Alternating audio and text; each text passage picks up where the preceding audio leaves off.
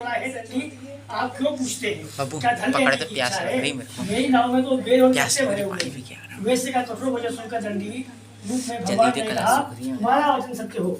ऐसा करके वे वहां से दूर जाकर समुद्र के किनारे बैठ गए।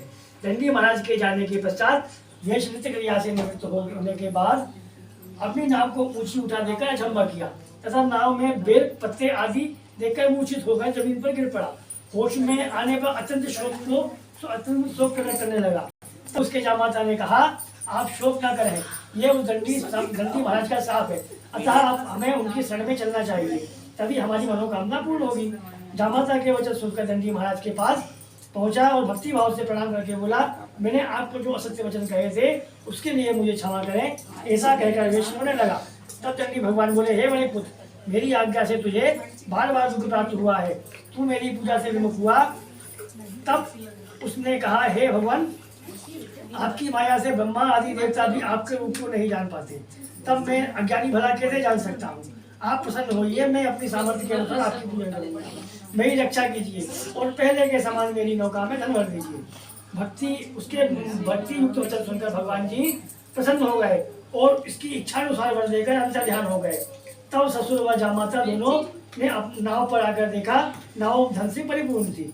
फिर वह भगवान सत्यनारायण का पूजन कर जामाता सहित अपने नगर को चले प्रस्थान किया। दूत ने वेश के घर जाकर वे अपने नगर के निकट पहुंचा, तब उसने एक दूत अपने घर को भेजा।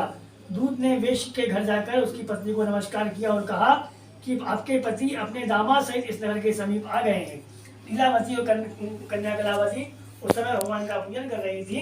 दूत का वचन सुनकर साधु पत्नी बड़े हर्ष के साथ सत्यदेव भगवान का पूजन पूर्ण किया और अपनी पुत्री से कहा, मैं अपने पति को दर्शन को जाती हूँ, तू भी कार्य पूर्ण कर शीघ्र आ जाना। परंतु कलावती पूजा एवं प्रसाद छोड़कर अपने पति के दर्शन के लिए चली गई, परंतु उसको पति का दर्शन प्राप्त नहीं हुआ। नौका को डूबा हुआ तथा कन्या को रोती हुई देख वेश दुखित हुआ। बोला, हे प्रभु, मुझे या मेरे परिवार से जो भूल हुई हो उसे क्षमा करे। उसके बीच वचन सुनकर सत्यदेव भगवान प्रसन्न हो गए और आकाशवाणी हुई, हे वेश, तेरी कन्या मेरा प्रसाद छोड़कर आई है, इसका पति अदृश्य से हुआ है। यदि वे घर जाकर प्रसाद खाकर लौटे तो इसका पति अवश्य मिलेगा। आकाशवाणी सुनकर कलावती ने घर पहुंचकर पूजन कर प्रसाद खाया और फिर घर आकर अपने पति के दर्शन किए। तत्पश्चात वेश ने वही बंधु बांधवों सहित सत्यदेव का विधि पूर्वक पूजन किया। वह इस लोक में स्थित होकर अंत में स्वर्ग लोक को प्राप्त हुआ। इसी से सूची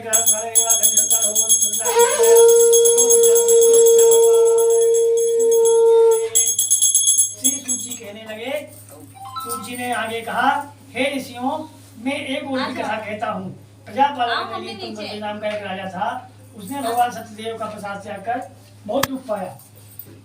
एक समय राजा वन्य पशुओं को मारकर वृक्ष के पेड़ के नीचे आया। वहां उसने ग्वालों को भक्ति भाव से बंधु बांधवों से श्री भगवान सत्यनारायण का व्रत पूजन करते हुए देखा, परंतु राजा देखकर भी अभिमानवश ना तो वहां गया, ना ही सत्यदेव के भगवान को प्रणाम किया, नमस्कार किया। जब ग्वाल वालों ने भगवान जी का प्रसाद उसके समक्ष रखा तो वह प्रसाद त्याग कर अपने घर को चला गया। नगर पहुंचकर उसने देखा कि उसके सभी 100 पुत्र सब मर चुके हैं और सब कुछ नष्ट हो चुका है। वह समझ गया कि यह सब भगवान सत्यदेव ने किया है। तब वह उसी स्थान पर वापस आया और ग्वालों के समीप गया और विधि पूर्वक पूजन कर प्रसाद खाया तो सत्यनारायण की कृपा से सब कुछ पहले जैसा था वैसा ही हो गया और दीर्घ काल तक सुख होकर अंत में स्वर्ग लोक को चला गया।